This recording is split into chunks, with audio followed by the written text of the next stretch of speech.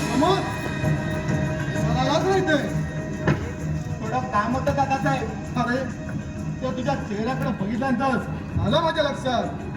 बरोबर काय का माहिती आईची तब्येत जास्त बिघडली आहे. जवळजवळ बेशुद्ध आहे ती. आताच्या आता हॉस्पिटलमध्ये ऍडमिट करावं लागेल. ते मला कशाला सांगतोस रे? अरे वेळ घालू नकोस. सरळ उचल आणि घेऊन चल तालुक्याला. ते खरं आहे दादासाहेब, पण आता यावेळी माझ्याजवळ पैसे नाहीत. तेव्हा तेव्हा तेव्हा काय बघ. अरे मी कुणाला तांब्याशिवाय एकही पैसा देत नाही. शिवाय तुझ्याकडे तर आता काही शिल्लक नाही रे. मी या गावातलीच आहे ना दादासाहेब. माझ्यावर विश्वास ठेवा. आज मला 20,000 रुपयाची मदत करावं.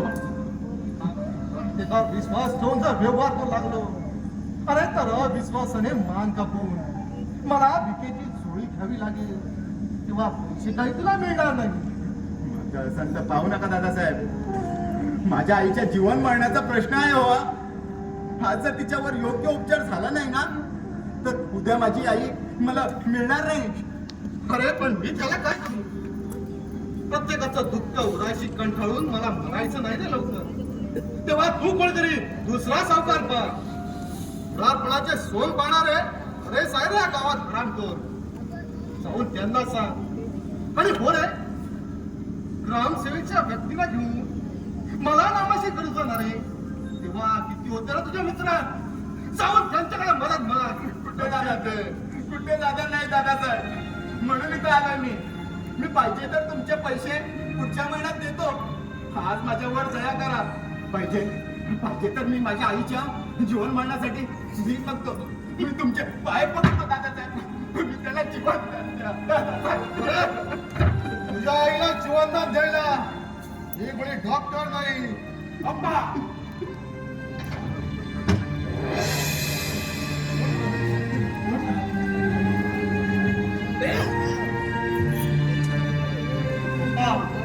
माणसालाच का पशुलाही लाजविणारे वर्तन होते तुमचे. तर फेडाल हे पाहतो.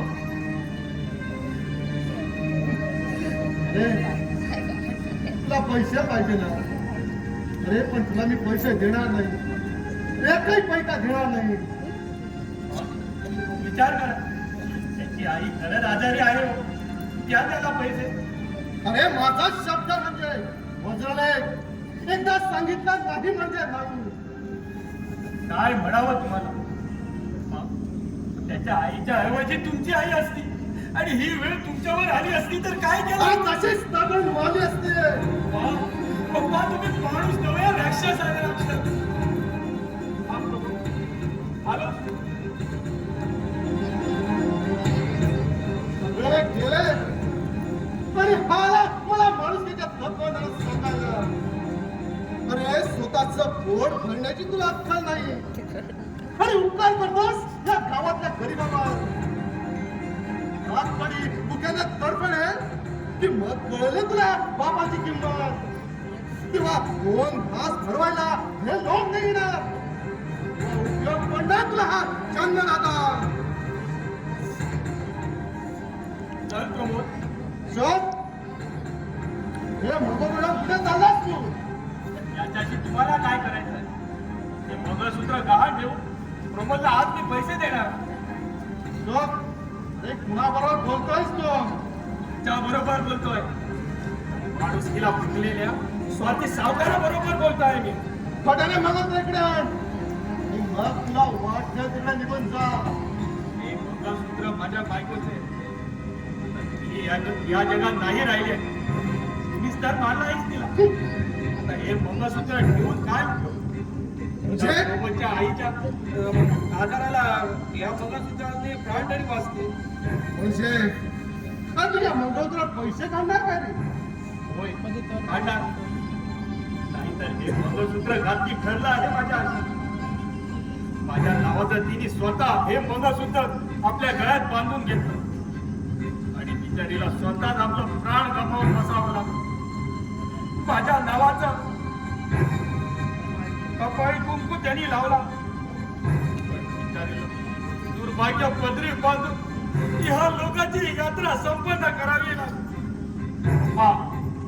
मी माणुसकी विसरली असली तरी मी विसरणार नाही. चल प्रमोद.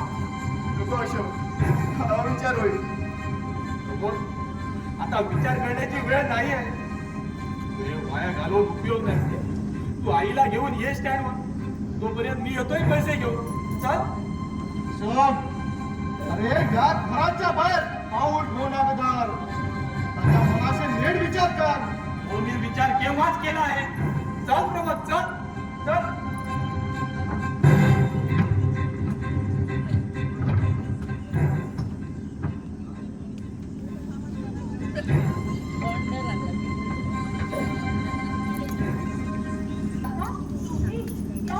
दादासाहेब कुठे आहे?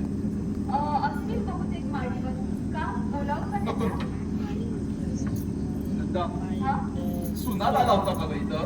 हो, आला होता. पण जाऊन बराच वेळ झाला. का? तो आला त्यावेळी कोण कोण होतं इथं? आनंद होता आणि पाटलाचा सर्जीराव होता.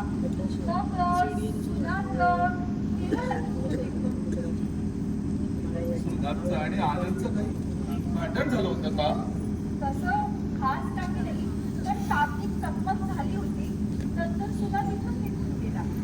त्या शाब्दिक चकमकीतून खिडकी उडाली का पोरी? सर्जेराव आणि आनंद दारू पिऊन बेहोश झाले आहेत हे बाप. आणि आमच्या घराजवळ येऊन सुनातला शिव्या देत आहेत. सुनात शिरला आणि घराबाहेर पडणार तोच मी त्याला अडवून धरला आणि इथं आलो.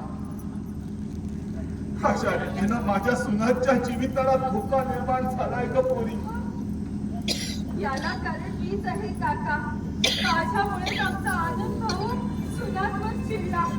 चला, मी येते तुमच्या बरोबर. तू काय करणार येऊ? ते आता तुम्हाला कळेलच. चला. पण दादासाहेब का म्हणते? तो आपला विचार करण्याची ही वेळ नाहीये. चला तुम्ही.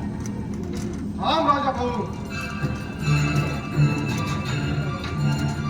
नमस्कार दादासाहेब. आज सकाळी छोटा उभा होता ना माझ्या बाजूने. अरे तेव्हा दिसला नाही तुला हा दादासाहेब, आणि आता दिसला. अरे तेव्हा बुद्धी होती तुझ्या डोळ्यावर. माझा विरोधाचा प्रमुख साथीदार म्हणून बोलताना रे, तर हे तेव्हा साधा तुझ्या हातात. हल्ला मिठी जमली की कॅच आणि जिंकला तुझा नाना सुद्धा. काय झालं दादासाहेब?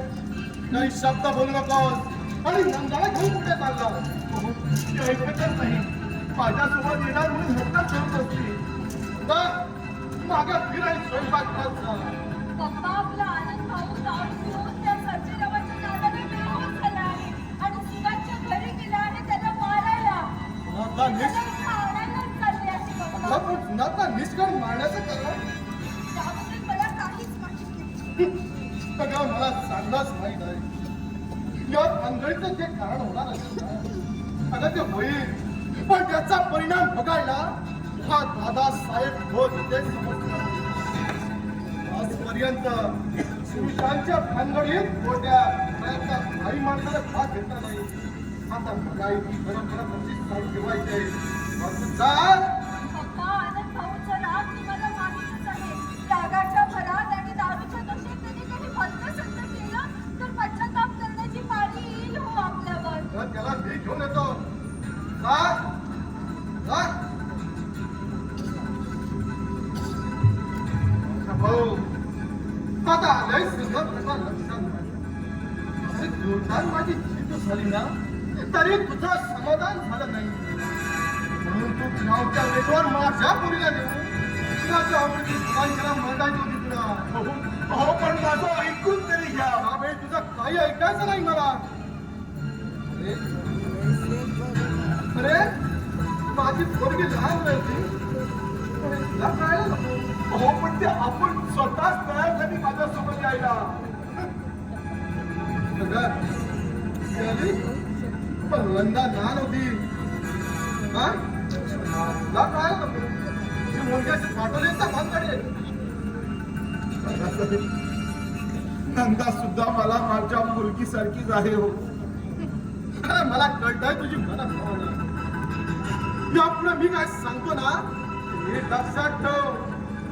ही सगळी जमीन माझ्याकडे घाण आहे. ती लवकर सोडवून घे, नाहीतर मी विकत घेतो. ही तुला संबंध ठेवायचा नाही मला हा हे घेतो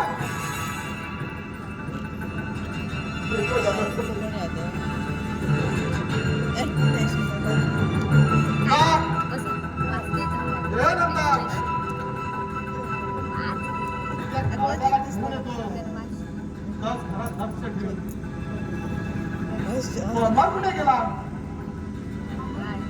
नाटकाची चालती जा अगं येऊ द्या त्याला त्याचं नाटकच बाहेर काढतो सगळी शाळेला आली का मला जन्माला